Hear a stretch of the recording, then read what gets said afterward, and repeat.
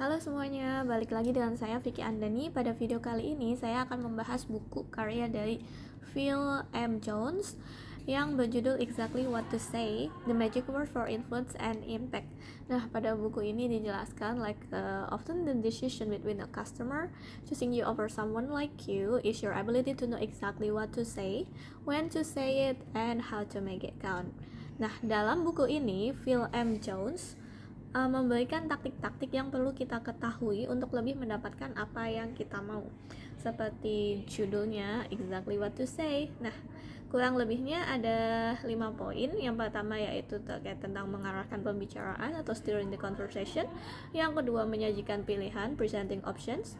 Yang ketiga, memberikan sebab akibat atau cause and effects. And yang keempat, memandu langkah-langkah selanjutnya atau guiding the next step. Dan yang kelima, mempermudah menuju keputusan atau easing into decisions. Nah, pada kesempatan kali ini saya akan membahasnya satu persatu dari kelima hal yang sudah disebutkan tadi. Nah, yang pertama itu berkaitan dengan mengarahkan pembicaraan atau steering the conversation. Nah, contoh langsungnya aja. Seberapa terbukakah pikiranmu atau how open-minded are you? Nah, renungkan pertanyaan-pertanyaan tersebut untuk sejenak. Nah, hampir semua orang percaya bahwa diri mereka masing-masing berpikiran terbuka. Phil M. Jones, sang penulis, mengatakan bahwa jika kamu memulai sebuah percakapan dengan frasa tersebut dan setelah itu diikuti dengan sebuah ide yang kamu ingin tanamkan pada lawan bicara, maka kemungkinan keberhasilannya akan meningkat dari 50% menjadi 90%. Jadi, jika kamu bertanya, akankah kamu berpikiran terbuka untuk kita bekerja sama melakukan ini? Would you be open-minded about us working together on this? Nah, ini membuat lawan bicara kita sulit untuk menolak ide tersebut. Dia akan merasa memiliki kewajiban untuk atau paling tidak mencobanya. Nah, terkadang kamu merasa bahwa seseorang yang kamu ajak bicara ingin membantah apa yang kamu sampaikan. Dia yakin bahwa dialah yang paling paham atas hal yang dibicarakan. Untuk menghindari terjadinya perdebatan yang panas, lawanlah godaan untuk memenangkan argumen dan coba ambil kembali kendali atas percakapan dengan menggunakan kata-kata seperti apa yang kamu ketahui tentang atau what do you know about. Nah, kata-kata ini memungkinkanmu untuk menguji apa dasar dari pemikiran atau pendapat yang diutarakan oleh lawan bicara. Tujuannya adalah untuk membuat mereka menyadari bahwa mereka tidak mempunyai bukti yang cukup untuk mempertahankan opini yang mereka pegang erat-erat. Contohnya, kamu bisa mencoba melontarkan pertanyaan-pertanyaan seperti, apa yang kamu ketahui tentang produk kami? Atau, apa yang kamu ketahui tentang cara kerja bisnis kami? Ketika lawan bicara menjawabnya, kamu berada pada posisi yang tepat untuk membenarkan jika terdapat kesalahan pada pengetahuannya. Satu hal lagi, membuat orang lain setuju dengan tanggal dan waktu bertemu untuk mendiskusikan proposal, ide bisnis, atau produk bisa menjadi sesuatu yang menantang. Tapi tenang saja, sebuah frasa sederhana dapat membantumu untuk mencegah lawan bicara berkata mereka tidak punya waktu. Ketika kamu menanyakan, kapankah waktu yang tepat untuk, atau when would be a good time to, maka alam bawah sadar dari lawan bicara sudah mengadopsi pemikiran bahwa dia mengetahui waktu yang tepat dan mengatakan tidak punya waktu adalah jawaban yang salah. Dengan menggunakan frasa tersebut, kamu telah menunjukkan bahwa kamu tahu mereka memang sibuk dalam kesehariannya, tetapi kau percaya bahwa ada waktu di mana mereka dapat berdiskusi denganmu. Oke, dan yang kedua terkait dengan menyajikan pilihan atau presenting options.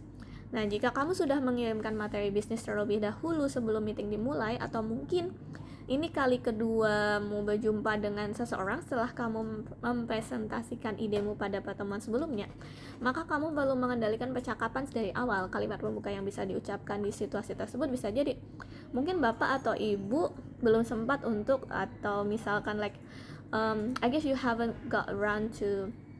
Nah, kalimat ini memberi ruang bagi lawan bicara untuk menyelamatkan mukanya. Sebagai contoh, jika lawan bicara pernah mengatakan bahwa ia perlu berkonsultasi dengan partnernya, maka kamu dapat membuka percakapan dengan mungkin bapak atau ibu belum sempat untuk berbicara dengan partnernya. Dalam skenario ini, ada dua reaksi yang mungkin muncul dari mereka. Bisa jadi mereka bangga karena sudah berdiskusi, atau mungkin malu karena belum melakukannya. Nah, situasi lain yang sering kita hadapi adalah meminta nomor telepon genggam dari seseorang yang baru saja kita kenal. Alih-alih berkata, misalkah saya dapat nomor HP Anda? Cobalah ganti dengan bagaimana cara terbaik bagi saya untuk menghubungi Anda? Atau misalkan kliennya dari lo juga bisa juga bertanya, what's the best way for me to contact you?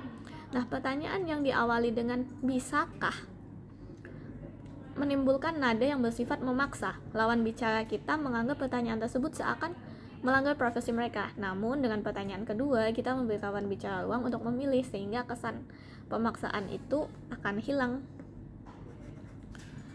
Setiap orang butuh merasa bahwa seakan diri mereka sendirilah yang membuat keputusan akhir terhadap sesuatu yang mereka anggap penting. Kamu dapat membantu lawan bicara dengan proses pengambilan keputusan ini dengan cara menyederhanakan pilihan atau narrowing down the choices. Kamu dapat melakukan dengan menggunakan frasa, menurut pandangan saya, Anda memiliki 3 pilihan. Mempersembahkan 3 pilihan ini tak hanya memudahkan lawan bicara untuk memutuskan, tetapi juga memungkinkanmu untuk mengarahkan dia ke satu pilihan yang tentunya terbaik bagimu juga. Nah, mari kita coba ilustrasikan situasi ini. Misalkan, lawan bicaramu terjebak dalam pekerjaan yang membosankan, tak memiliki prospek yang jelas, jam kerja yang panjang, sehingga tidak ada waktu untuk keluarga dan gaji yang pas-pasan. Di situasi tersebut, coba ingatkan dia akan kesempatan menarik yang pernah kamu tawarkan, namun dikemas dalam 3 pilihan. Pertama, cari lowongan kerja, kemudian kirim resume serta lamaran pekerjaan, mengikuti wawancara, dan bekerja di perusahaan baru untuk melakukan pekerjaan yang sama dengan gaji yang sedikit lebih tinggi. Kedua, tak melakukan apapun dan menetap di posisi saat ini. Ketiga, kerjakan kesempatan yang saya pernah tawarkan sebagai pekerjaan sampingan. Nah, lalu akhir pilihan tersebut dengan kata, mana dari ketiga opsi tadi yang akan lebih mudah untuk kamu lakukan? Which of those 3 options is going to be easier for you? Nah, di sini penulisnya percaya bahwa kata-kata ini akan memperbesar kemungkinan terpilihnya opsi yang kamu tawarkan. Oke, mungkin pada video kali ini cukup sampai di poin 2 dulu. Selebihnya untuk 3 poin selanjutnya akan saya bahas di video part 2, tentunya masih membahas terkait buku Exactly What to Say. Okay, so thank you for watching. Have a good day.